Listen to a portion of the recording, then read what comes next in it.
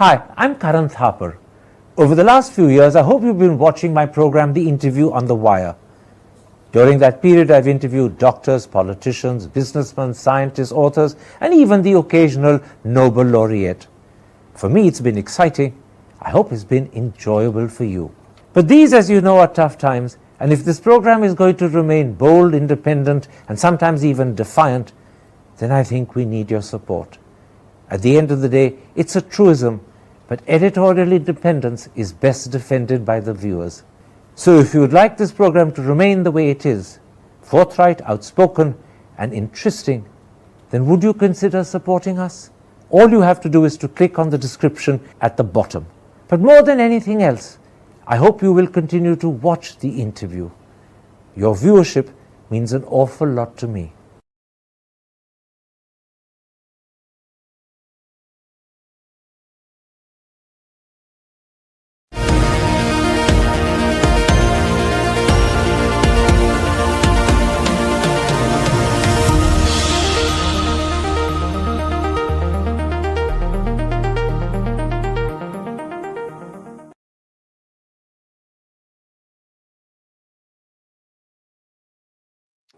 Hello and welcome to a special interview for The Wire. Are the delay and the alleged problems forming an interim government in Nepal a matter of concern? How long can the present vacuum be continued? When the government is formed, what will be its key challenges and will it be able to handle them effectively? Those are the principal issues I shall raise today with India's former ambassador to Nepal, Ranjit Rae. Mr. Rae, how concerned are you by the length of time it's taken to put in place an interim administration in Nepal? Today is the third day since former Minister KP Sharma Oli resigned. It's a very, very unique situation. There are complicated constitutional questions, and there are some major differences in terms of whether the existing parliament should be dissolved or not. Because under the 2015 constitution, only an elected member of the lower house of parliament can be appointed prime minister. Now, in this particular case, it's the former Chief Justice, Mrs. Sushila Karki, who will be appointed to this position. And this is something that the Gen Z and all the political parties have agreed to. But she's not a member of the lower house of parliament. So there is this question in terms of, how do you get over this problem? Number two, the parliament is really a symbol of the functioning of the 2015 constitution, together with the office of the president. And there is a fear that if you dissolve the parliament, then in a sense, you might be creating problems for yourself in the future, because the principal task of the interim government that is going to be formed is to hold elections within a specified period of time. And suppose those elections are not held within that specified period, then you have a constitutional vacuum and you will probably have to extend the term of such a government. Now, for Nepal, this is not something unusual. They've faced similar difficulties in the past. When I first went to Nepal as ambassador in 2013, we had a sitting Chief Justice of Nepal who was heading the interim government, and there was no parliament at that time. And the sitting Chief Justice, the name had been agreed by all political parties. So there is something called the doctrine of necessity, which can be used when you have difficulties like this. And I think, these issues are being debated between the Gen Z, the president, and the president is in touch with constitutional experts and lawyers. So it's natural that this will take some time, but I'm confident that they will resolve these problems and the interim government will soon be formed. But the arguments that you've just presented are actually also symbolic of a divide at the very top of the hierarchy of Nepal. On the one hand, President Podal is determined that the interim government must be formed within the ambit of the constitution. On the other hand, according to the Indian Express and Yuvraj Ghamire, the Army Chief General Signal is extremely keen that the former Chief Justice Sushila Karki should step in as the chief executive, which, as you point out, the constitution simply does not permit. So what we have behind these arguments is a significant difference of opinion between the president and the army chief. And given that they're at the very top of the hierarchy in Nepal, how serious is this difference and how worrying is it? No, there is no difference on the name. I think the name has been accepted by everyone, including the political parties that are represented in parliament. The question is, how to go about these constitutional processes. The more difficult issue where the differences are is whether the current parliament should be dissolved, which is what the Gen Z want, or you retain the present parliament and work around it and find some way in which the interim government with a chief executive from outside the parliament can still function. So there could be some possibilities. I mean, I can't think of, how this will be done offhand. Maybe the parliament can be in suspended animation. There are, the constitutional lawyers will determine how to overcome this problem, but I'm sure it will be overcome because, this is the need of the hour. And I think this is necessary for the country as a whole. But isn't there a second danger? If the interim government is formed within the framework of the existing constitution and parliament is not dissolved, then the way could be open for the return of the older generation of politicians like KP Sharma Oli, Doeba, Prachanda, all three of whom stand very significantly and deeply discredited in the eyes of Gen Z. That's one reason why Gen Z wants parliament dissolved, and they suspect that by keeping parliament running, a way is being kept through the back door for these older generation to come back. Certainly, I mean, that is the worry and a fear they have. And they have said they don't want a parliament that, contains some of these really discredited leaders, and so it should be dissolved. But let me give you another hypothetical scenario. Suppose the elections are not held within the prescribed time frame for the interim government, and there's no parliament. So how will the constitutional processes move forward in that case? What happens? There is no parliament. And, in 2002, this is exactly what had happened. And the king, the then king, it was a monarchy at that time. You had the prime ministers revolving every 6 or 8 months. The king would decide so-and-so is prime minister, so-and-so is prime minister. Since there was no parliament, there was no accountability. So these are, difficult issues. But as I said, there are precedents in Nepal that will help Nepal get over these issues. The other issue I want to mention is, the point is, even if the parliament is in suspended animation or it exists on paper but doesn't function, then what about the accountability of the interim government? So, these, because they will not be accountable to the parliament, which is not, functional, even if it exists. So these are very... Can I interrupt, Mr. Rae? You're talking about accountability, but at the moment you have a political vacuum instead. You have an army asserting itself, trying to bring different factions together to some consensus and some agreement, but the army is clearly not in actual control of the situation. You have a president who seems to act like a second separate polar authority, and you have a vacuum. Surely that is not healthy and can't continue for too long for a country like Nepal. No, it is essential that these problems are resolved at the earliest, but I don't think people are working at cross purposes.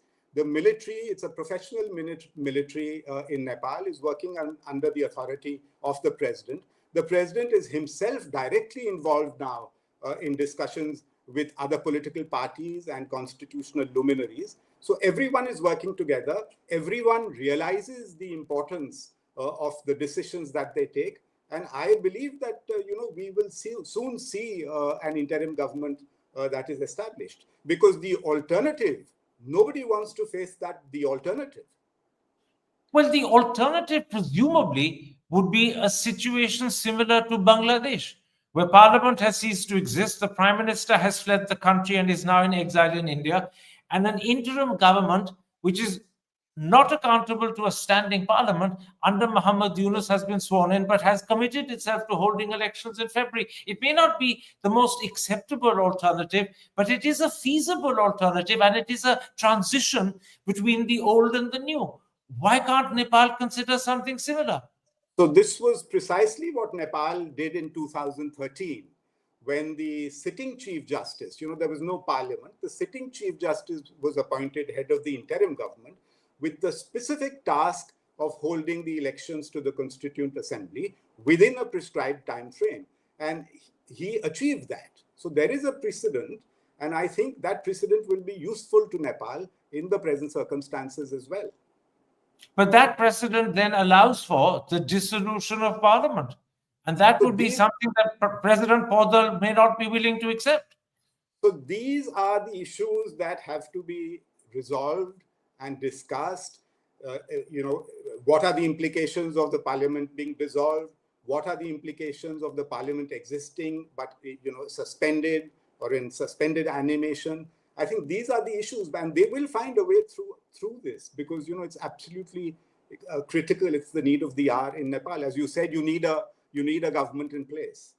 But you say they will find their way through this. Is time on their side? At the moment, 3 days have gone. The issues are very difficult to resolve unless there is a willingness on one side or the other to accept the alternative point of view. That seems to be missing at the moment. And it's compounded, I'm told, by the fact that Generation Z does not have a clear and obvious leader in mind. There are different factions and different groups that are contending behind different candidates for the top job. Doesn't that suggest that this unfortunate vacuum period that we're living through could continue for quite a while? I don't think so. And by and large, I think there has been agreement. Of course, people are jockeying as they would in any democracy for leadership. But by and large, they have the Gen Z has something called Discord. It's a platform, it's an online platform where there are thousands of Gen Z participants who debate and discuss various issues. And it is on that platform that the majority support was for Chief Justice Sushila Karki. And she herself is a very distinguished jurist. She is somebody who has upheld and abided by and interpreted the constitution of Nepal all her life. So I think, things are moving, perhaps not as rapidly as, everyone would like them to. But, Nepal has seen these problems in the past and resolved them.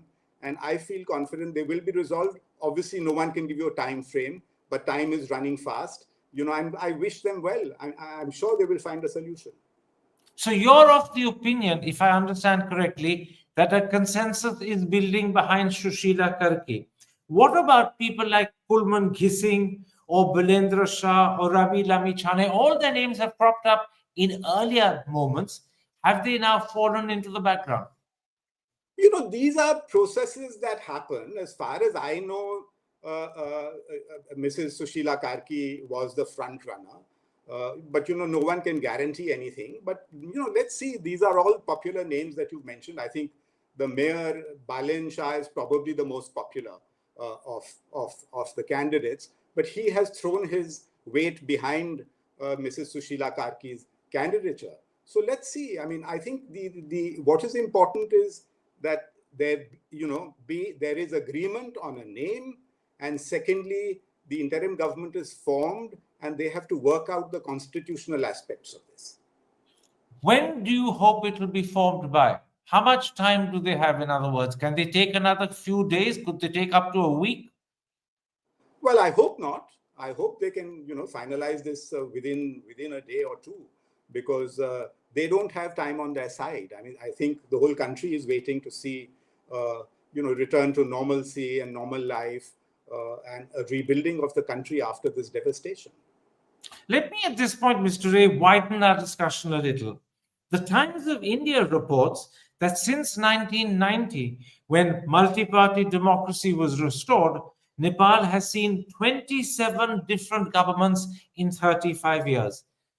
And you were yourself talking about the period under the monarch when there was no parliament, when prime ministers were being changed, as you put it, every 6 to 8 months. Does that suggest that Nepal, and even now during its democratic phase, is politically inherently fragile and perhaps even unstable? So this is one of the issues that people have raised vis-a-vis the 2015 constitution. The 2015 constitution was drafted against the backdrop of this prolonged and sustained political instability that you refer to. And the expectation was that the 2015 would bring political stability. It has not. After 2015 itself, there have been several governments. I think no government has completed a full term. And what experts suggest is that the mixed electoral system that Nepal has, which is a combination of first past the post and proportional representation, is such that it's very difficult for any one party to get an absolute majority. And that is why the smaller parties, groups with one or two MPs, very, very small elements tend to play a dominating role in government formation. And then, there is a lot of interpersonal issues in the politics in Nepal. And, coalitions then change, and so governments change. So this is what we have seen over the last few years. And this is one of the issues that, people talk about in Nepal, that this needs to be looked at to see how this can be improved. But aren't you, in fact, giving me good grounds why the constitution needs to be revised, or at least, I won't say revoked, but reviewed? I think on that there is agreement. Even the previous coalition that was led by Prime Minister KP Sharma Oli, this was a grand coalition, between the Nepali Congress and the Communist Party of Nepal. It was a very unusual coalition. It's as if in India the BJP and the Congress were to form a coalition government. And the ostensible reason for forming this coalition was to see how the constitution can be improved, how it can be made more efficient if there are some clauses that require to be changed. And this was one aspect. So, these are issues that will emerge. I think nobody questions democracy in Nepal. Nobody questions, nobody's going to jettison the whole constitution per se. But certainly people are going to take a very close look at various clauses of the constitution to see how it can be improved. Is there a danger if an interim government isn't formed fairly quickly and this process continues for 5 days or 6 days, that General Sigdal and the army might choose to step in and form the interim government themselves?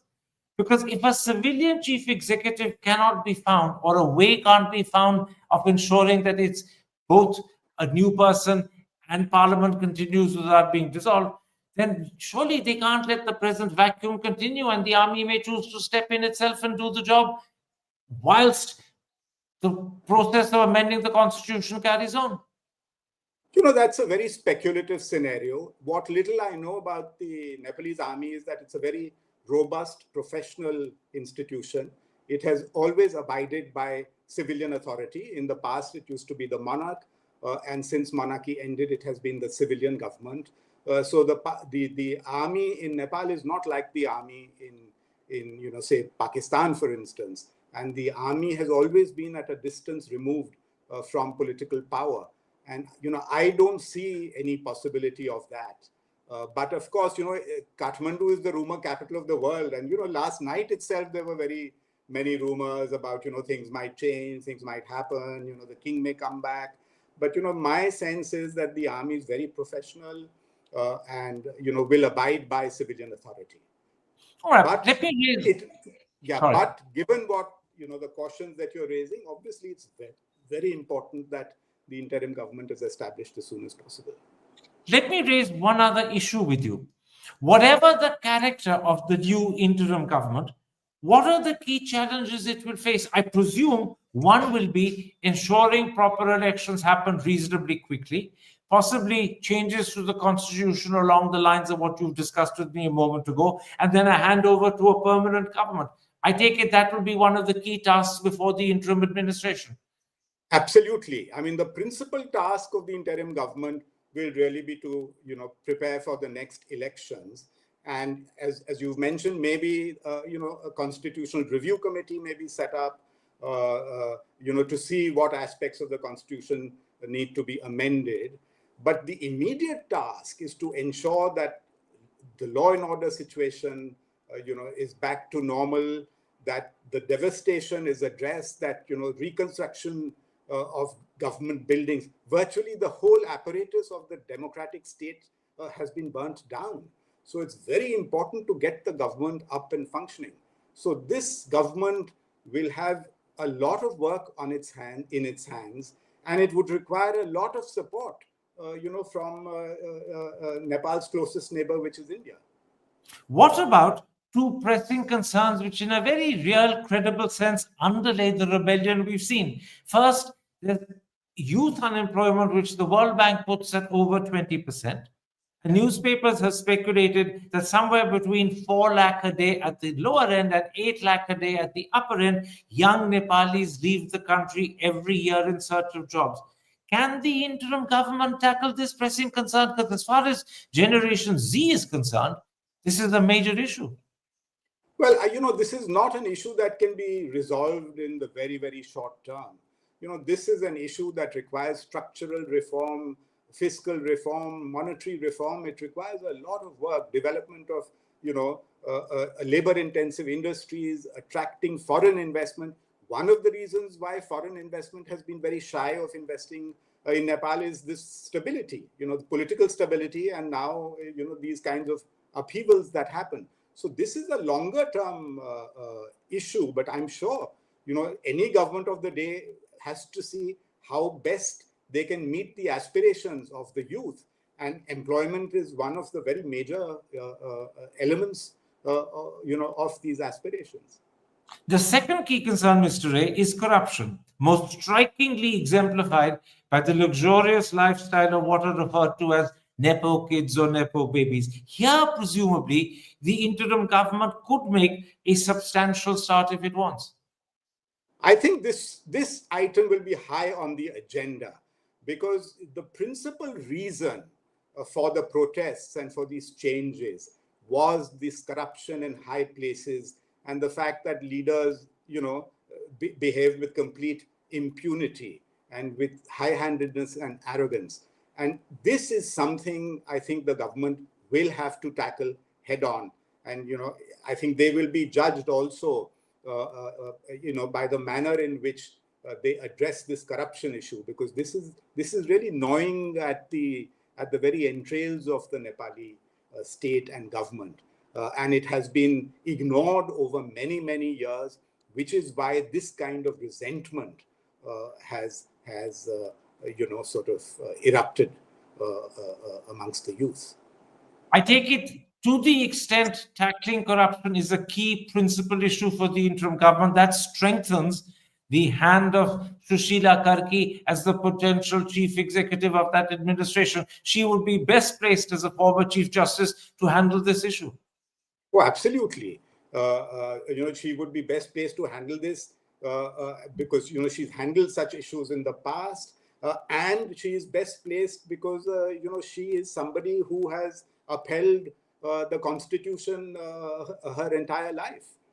So any chief, any interim government will have to look at this issue seriously. And I'm sure she and the team that she forges, will see how to move forward on this issue. In these circumstances, let me end by raising this. How should India respond to what's happening in Nepal? Clearly, we in India need to offer whatever help and assistance we can. But equally, I take it we can't afford to run the risk of being accused of interfering or intervening. Am I right? It's a fairly careful balancing act that we need to undertake.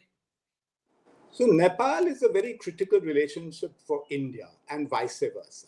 We have open borders. Our goal and Nepal's goal has always been to ensure that there is peace and stability, because in the absence of peace and stability, all kinds of other elements begin to play. And we've seen a lot of evidence of that in the past. So it's a critical relationship. And historically, India has always supported people's aspirations for democracy. If you look at the history of Nepal, from the Rana autocracy to the executive monarchy, India has always supported the people who wanted multi-party democracy. So I think we should support whatever the people of Nepal decide to do.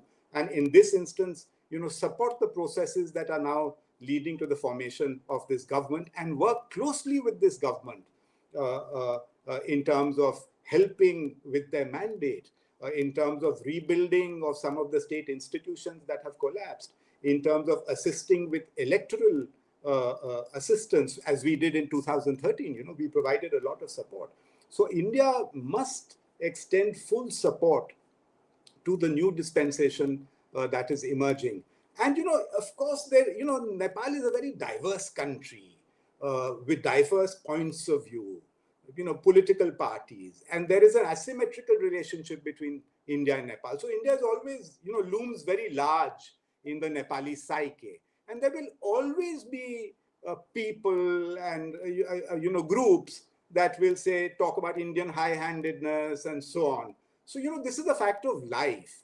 And we have to factor this into our decision-making and the manner in which we work in Nepal. So I don't feel that, this issue is so significant. I think we must know what our goal is, our strategy is, and stick to that. Let me ask you. And of course, our development initiatives, critical. You spoke about jobs, our connectivity initiatives, the joint projects we're doing for hydropower. So these are very critical in terms of, bringing peace, stability, and prosperity. So all these initiatives must continue. When Gotabaya Rajapaksa fell in Sri Lanka and was succeeded by the Vikramasinghe administration, India was very forthcoming with financial assistance. I'm saying it from memory, but I believe we gave up to $4 billion in loans, grants, etc. Should we similarly open our purse strings to Nepal at this point of time? Absolutely. We must support whatever the new government of Nepal, whatever assistance it requires. India should be generous and support the Nepalese people. Finally, my last question, Mr. Rae. For decades, India and China have vied with each other to exercise influence in Nepal. How does Gen Z, now a very dominant element of the Nepal population, view the two countries? Is there one that they feel closer to? See, I don't think you can compare India's relationship with Nepal with any other relationship that Nepal has with any other country, including China. One. Number two, I think we are moving towards a post-ideological kind of situation. If you see this coalition, you had the democratic forces like the Nepali Congress, you had the communist parties. And, Prachand was in the opposition, but, he was also deeply compromised. So people have rejected leaders of both these groups, the communists and the others. So what is it that young people want? They have aspirations for a better life. I don't think they want a Chinese system or, anything like that. Their demands and aspirations are exactly the same as of Indian youth.